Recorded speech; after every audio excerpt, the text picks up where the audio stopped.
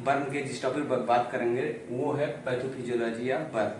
Pathophysiology का मतलब होता है कि जैसे कोई पेशेंट, कोई भी व्यक्ति है अगर बर्न कर गया तो उसके बर्न एरिया में चेंजेस क्या होंगे और उससे दिक्कतें क्या आएंगी पेशेंट को। तो इसमें सबसे पहले हम पैथोफिजियोलॉजी की बात करते हैं। तो सबसे पहले हम आते हैं क्या होता है। शुरू में क्या होता है, जैसे कोई पेशेंट बर्न हो गया due to the burn injury. जैसे ही किसी पेशेंट को बर्न हुआ तो क्या होगा, उसमें उसके जो इंजर्ड टिश्यू है, जहां पर टिश्यू इंजर्ड है उसमें से क्या होगा, release of vasoactive substances from injured tissue. जो इंजर्ड टिश्यू है उससे बेसो एक्टिव सब्सटेंसेस रिलीज होंगे। बेसो एक्टिव सब्सटेंस क्या होते हैं, हमारे अंदर इम्यून सिस्टम होता है, जैसे मास्ट सेल होती हैं जिससे वो निकलते हैं और इम्यून रिस्पॉन्स कर सकते हैं, जिसमें हिस्टामिन होता है। तो बेसो एक्टिव सब्सटेंसेस रिलीज होंगे। रिलीज होने के बाद में क्या करेंगे, वहां पर वेसल्स जो वहां की होंगी ब्लड वेसल्स, उनमें वेसोडायलेशन कराएंगे। जो पहले इतनी पतली ब्लड वेसल्स थी अब वो क्या कर जाएगी, चौड़ी हो जाएगी। वहां पर ब्लड वेसल्स जो होते हैं उसमें वेसोडायलेशन कराएगा।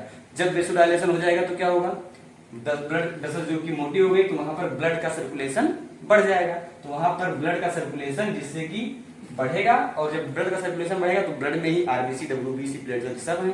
तो वहां पर डब्ल्यूबीसी जो होती हैं उनका लोकलाइजेशन हुआ। इसमें होगा localisation of leukocyte plasma protein, मतलब कि ल्यूकोसाइट डब्ल्यूबीसी होती है और प्लाज्मा प्रोटीन जो होती हैं उसी ब्लड के माध्यम से वहां पर लोकलाइज्ड होंगी। जब वहां पर लोकलाइज्ड होंगी तो क्या होगा, चूंकि जब ब्लड सेल वहां पर आ रही हैं तो जैसे कि डिफ्यूजन में हमने पढ़ा था कि एक तरफ सोल्यूट का कंसंट्रेशन मान लिया बहुत ज्यादा है और एक तरफ कम है, ऐसे दिखा है।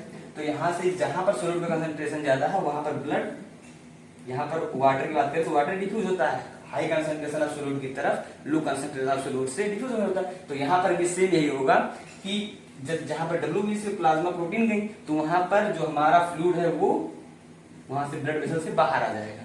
जब ब्लड वेसल से बाहर आएगा तो उसे क्या होगा, शिफ्टिंग ऑफ, इसी कहते हैं shifting of intravascular fluid into extravascular fluid. जो हमारे ब्लड वेसल्स में जो ब्लड होता है उसको इंट्रावेस्कुलर बोलते हैं और जो ब्लड वेसल्स के बाहर होता है उसे एक्स्ट्रावेस्कुलर बोलते हैं। तो वहां से जो ब्लड वेसल्स थी उनसे जो ब्लड होता है हमारा वो बाहर आ जाएगा, जिससे ब्लड में जो सब्सटेंसेस थे वो बाहर आ जाएंगे, जिससे क्या होता है, डिक्रीज इंट्रावेस्कुलर फ्लूइड। जब हमारे ब्लड वेसल से जब हमारे वो डिक्रीज निकल जाएंगे, बाहर चले जाएंगे सब्सटेंसेस, तो क्या हो जाएगा, वहां पर वॉल्यूम की कमी हो जाएगी, ब्लड वॉल्यूम की, और ब्लड वॉल्यूम की कमी होगी तो वहां पर हाइपोवोलेमिया कंडीशंस आ जाएंगी।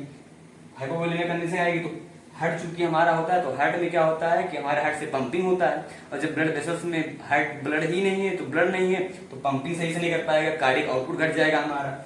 और क्या होगा, जब बाहर फ्लूइड आ गया तो हमें इडिमा कंडीशन हो जाएगी, एक्स्ट्रावेस्कुलर साइड में इडिमा कंडीशन मतलब स्वेलिंग हो जाएगी। स्वेलिंग होने से यहाँ पर हो जाएगी। अब जब कार्डियक आउटपुट घट जाएगा तो हार्ट ही एक हमारा ऐसा बॉडी ऑर्गन होता है जो पूरे बॉडी में हमारे क्या करता है, ब्लड का सर्कुलेशन करता है, जिससे सभी बॉडी पार्ट्स को ऑक्सीजन मिलती है। अब क्या होगा, ब्लड क्या होगा, जब ब्लड सप्लाई वाइटल ऑर्गन्स में घट जाएगी, कार्डियक आउटपुट घटा, अब क्या होगा, ब्लड सप्लाई वाइटल ऑर्गन को घट जाएगी। जब वाइटल ऑर्गन को ब्लड सप्लाई घट जाएगी तो क्या होगा, जितने भी वाइटल ऑर्गन जैसे कि हमारे ब्रेन हो गया, कार्डियोवैस्कुलर, हार्ट हो गया, रेस्पिरेटरी में हो गया, तो वहां पर चेंजेस, दिक्कतें आएंगी क्योंकि वहां ऑक्सीजन प्रॉपर पहुंच नहीं रहा। जब उसमें दिक्कतें क्या क्या आएंगी तो इसमें हम बात करते हैं पहले ब्रेन की। ब्रेन में क्या होगा, हाइपोक्सिया कंडीशन हो जाएगी, क्योंकि जितना भी हमें पहुंचाना है ऑक्सीजन पहुंच नहीं पाएगी, ब्लड नहीं पहुंचेगा तो ऑक्सीजन नहीं पहुंचेगी, ऑक्सीजन नहीं पहुंचेगी तो हाइपोक्सिया कंडीशन आ जाएगी।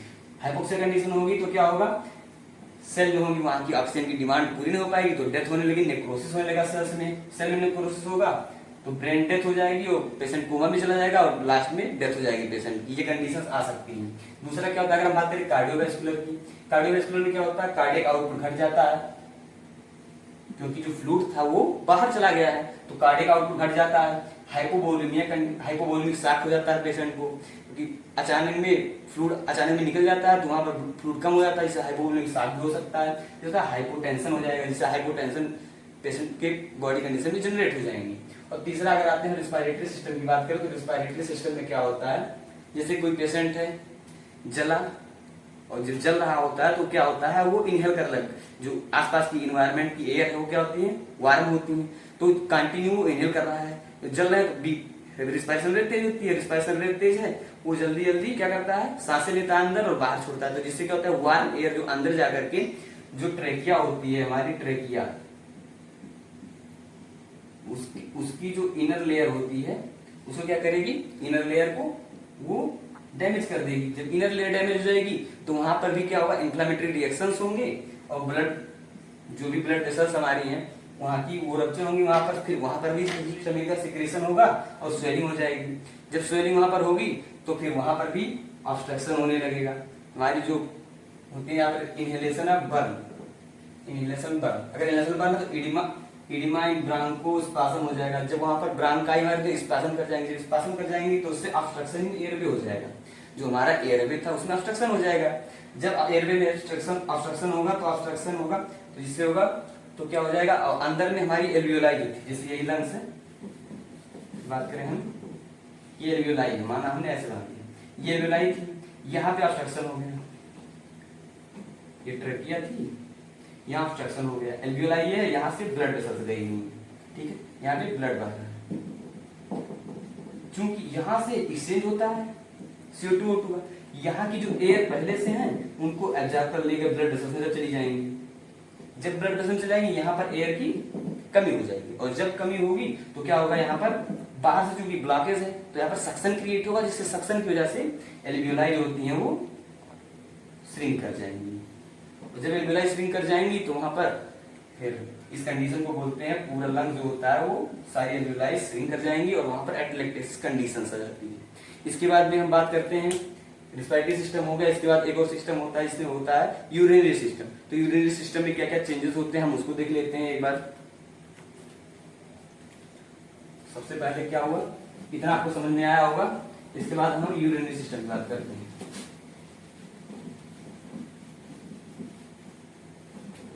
यूरिनरी सिस्टम,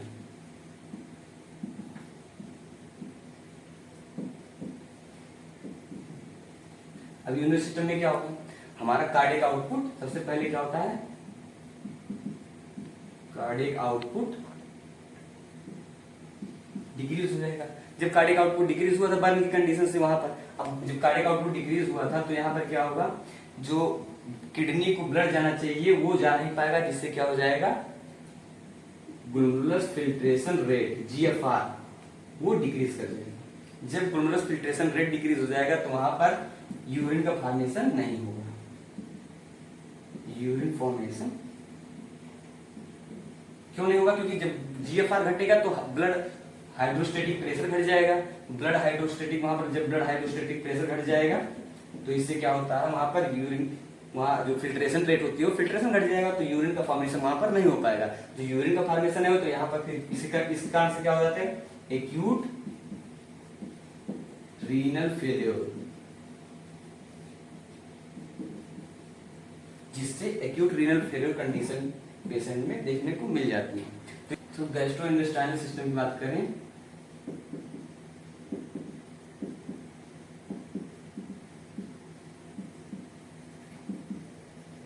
तो गैस्ट्रोइंटेस्टाइनल सिस्टम में क्या होता है, अगर कोई पेशेंट बर्न कर जाता है तो वहां पर क्या होती है, जो हमारी स्टोमक होता है, स्टोमक जो होता है उसकी जो इनर लेयर होती है,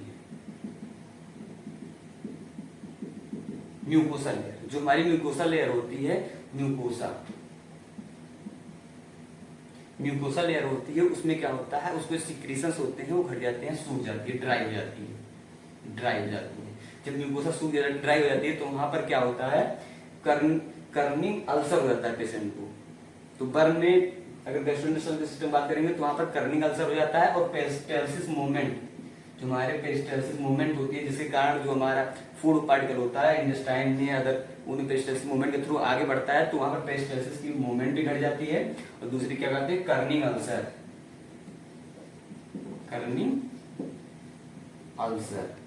यहाँ पर ये कंडीशन, कर्निंग अल्सर और पेरिस्टाल्सिस,